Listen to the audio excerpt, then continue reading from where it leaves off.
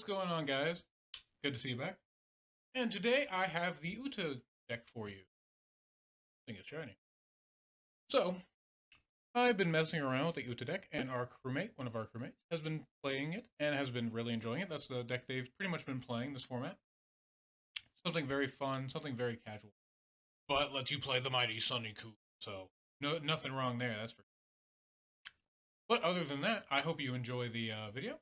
And I hope, if you want to play the leader, I hope I give you a nice base to do so. See you there.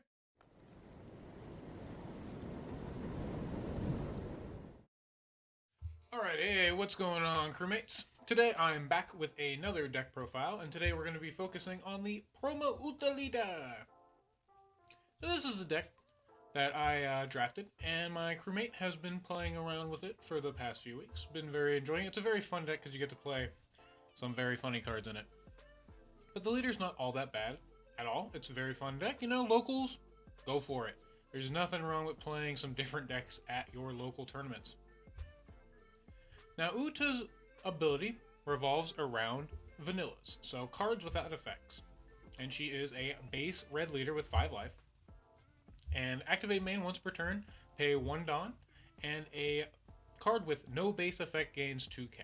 So a vanilla can gain 2k. Now, building this deck, you would say you want to put in a bunch of vanillas, but unfortunately that's not really how you balance this deck, because sadly this is a once per turn effect. So if you have multiple vanillas out on your board, you don't really get any value out of it, because it's only once a turn. So you have to balance it in a way where you want to have a vanilla on board, each turn, but you also want to have just your good stuff red cards, so that you have a well-rounded deck in general. But she's very similar to Zoro in that, her ability lets you pretty much use a Dawn to efficiently give more than 1 Dawn to something. But, moving into the deck, we get to play the best card in the deck probably, which is 4 copies of the Sunny Coup.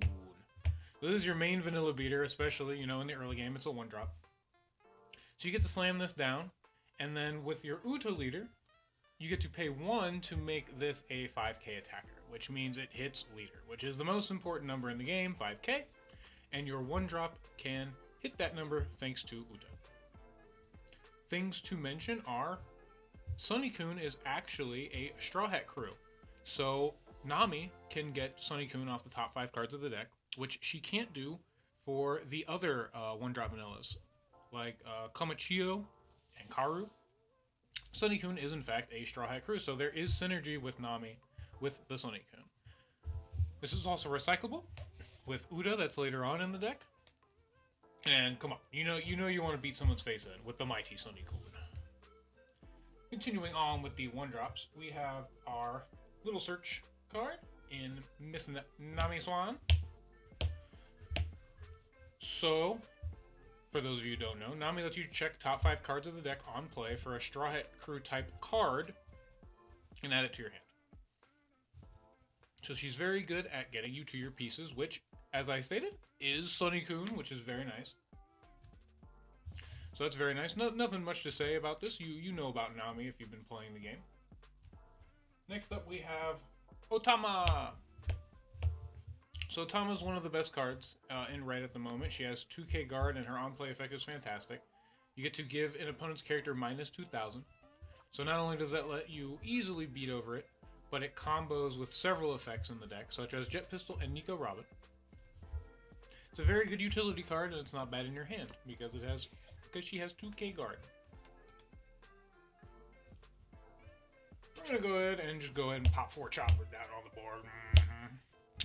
So Chopper is the 1-drop blocker for red, and 1-drop blockers are just really good. I think you should just always play 4 of your 1-drop blocker, if you can, because purple does not have one. But there's really no reason not to play 4 copies of your 1-drop blocker. It's so cheap to play, and even if it gets, outed, they have to out it, or else it just gets the free negate attack. So, why not? So you're going to see a lot of familiar cards just that you would see in a lot of normal red decks in this deck. Because like I said, you want to balance your vanilla package with your just good cards, because you can't just win with vanillas. We're playing 2 copies of Sanji. 1, because the crewmate who is playing this deck currently, his favorite character is Sanji. So we had to make sure we fit in the full art. And because, well, Sanji has 2k counter. So there's absolutely no problem with just having him in your deck. His on-play effect is a little niche. Once per turn, you get to add a life to your hand. He'll gain 2k, and then you can put 2 Rested Dawn under him, so he becomes a 7k attacker. But that doesn't really come up very often unless you're really scrounging for attackers. But it can! So keep that in mind. We are playing 3 copies of Barto in this deck. He is your secondary blocker. He is a 2 cost. His effect is almost irrelevant. With 2 Dawn under him, he becomes a 5k power blocker. Now I say almost because the effect can come up. Mostly against red. So if they have a Nico Robin on the board and you slap 2 Dawn under him, Nico Robin can't pop him unless they have additional cards to lower him again. But he does also have guard. So a little extra defense. The next vanilla that I'm playing is Robin Chuan. So I chose the 3-drop 5k vanilla as my second vanilla because with plus 2k from Uta becomes a 7k attacker. And 7k is a really good number, so I just kind of wanted to focus on that. I chose this vanilla also because this Robin is a Straw Hat crew, so it's searchable off Nami, so there's synergy there. And we're actually only playing 10 vanillas in the deck because we don't want to clog the vanillas. So we have the 4 Sunicune, we have the 4 Nico Robin, then we have 2 other vanillas. After Nico Robin the vanilla, we have Nico Robin the effect character, because she is fantastic. So with the Dawn under her when attacking, you get to KO any opponent's character that has 3,000 or less power. So any weenie blockers get destroyed. She terrorizes the field of all McNuggets. And with cards like Otama, that can lower the power of other cards, this threshold actually becomes 5,000. And when you start killing things with 5,000 or less power, you can start hitting 4 and possibly, really good cards that normally this character cannot reach, but you can make it reach. And then our last 3 is, of course, the Mosshead himself. The 3 copies of Rora no Razzle-Ro. So there's not much to say about this card besides it being good. It has no real effect, it just has Rush. So this card's entire effect is you play it and turn it sideways. And that is a good effect, if you ask me. So this is one of the best cards in red. You pretty much play 4 of it in any red deck. I don't think there's an argument there. It's very cheap at 3 costs. It has the stats of a vanilla, but it has Rush. Just a fantastic card. Next up, we have some added spice, but is also just generically a good card. We play 3 copies of Uta. 3 is... Okay, so 3 might be a bit excessive. 2 is probably a good number too, but I played 3 just because it's an Uta deck. So I definitely wanted to have the Uta throughout the game. So Uta has a very good effect. It allows you to add back a red character card other than Uta with a cost of 3 or less to your hand. So going back through this pile, since we went 1 to 3, you can get back Zoros for a quick attack. You can get back Robin if you want to try and set her up. You can get back all your vanillas, Robin and Sunicune, so that you can start getting their effects. You can get back Nami to dig, Otama for guard, Chopper for guard. It's just a lot of utility that you can actually do with Uta. The only downside to her is the fact that she doesn't have guard. If she had guard, she'd just be incredible. So you can't really max out on Uta because of that. You don't want to brick on her in the hand. And of course she's only good mid to late game because you need to have a graveyard set up. But once you do, this gives you a lot of options. So Uta's a very nice card. We are playing the 2 copies of the Figurine Trafalgar Law. So this law has the same effect as Otama. So on play you get to neg 2,000 from an opponent's character. So this lets you combo into your Jet Pistol and your Robin very efficiently, but this actually has attack. So you don't mind committing this to the board because on the next turn you can start actually beating their face in with it. It's actually a pretty good card. Getting into the heavy hitters, we're playing 3 copies of the starter deck Monkey D. Luffy that has the blocker block, I guess you would say. Blocker deny. That's probably a better way to do it. So with 2 Dawn under him, your opponent cannot activate blocker. and he has Rush. So, you know, late game, he's kind of like the boogeyman. Your opponent never wants to go to 0 life against red, because this thing can just come in, slap a bunch of Dawn under it, and swing for the fences. So it's always good to have this in your deck as a late game card. And he's also good mid game, but, you know, I kept him at 3. I didn't want to overdo it. So our last tech card is our last vanilla, and we're playing 2 copies of the Ben Beckman. This is our boy Benny. And with Uta skill, he's just 11k.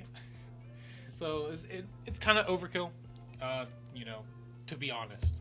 Making this 11 is just unnecessary for the most part. But it could come up if you want to beat over another big guy. For the most part, if you actually get Benny up and you have another vanilla, you always use the Uta on the other vanilla. But he's just really big, and it's really fun to play him. He's a 7k, he's a 7-drop 9k, so that means, you know, 9-drop Kaido can't kill him. He can't be jet pistoled. He can't even be Otama jet pistoled. He has to be double Otama jet pistoled. So he just has really good stats. Like, his numbers are just really good. That's why we play him. And then we're going to go into the events, and then the event Red is absolutely known for, and everyone fears, is the Gum Gum jet pistol. This card is fantastic.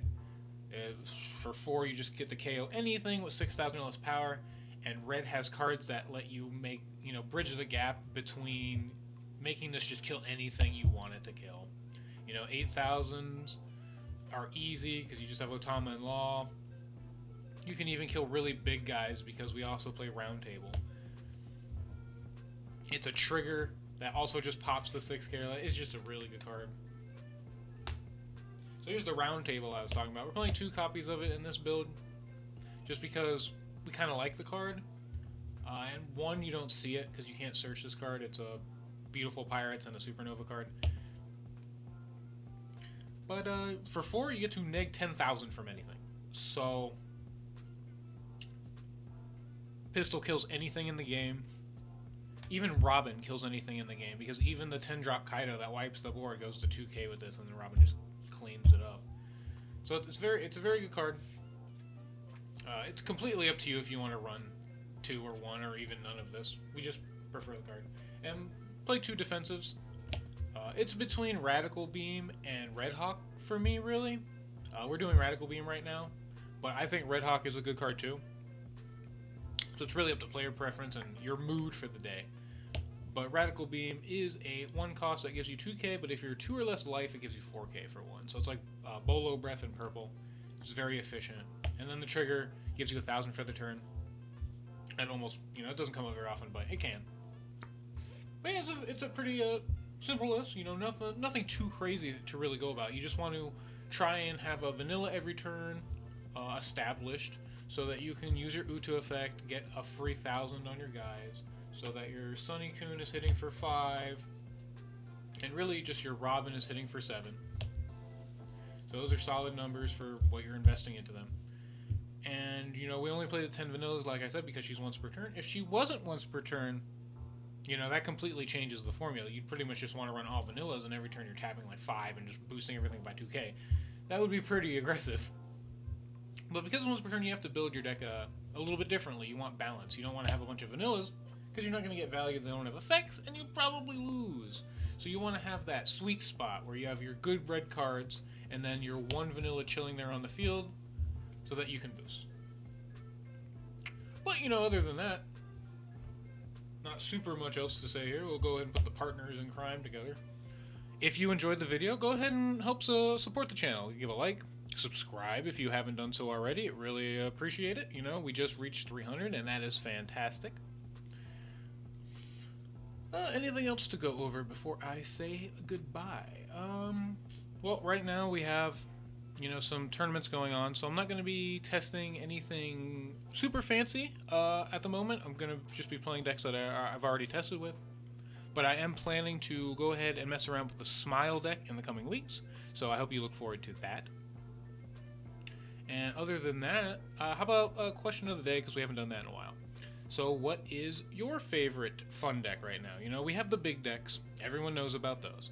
But do you have a personal fun deck that maybe, you know, isn't very well played? Do you like playing Blue-Purple Kaido or something? Go ahead and leave it in the comments. And thank you so much for watching. I'll see you in the next one, guys.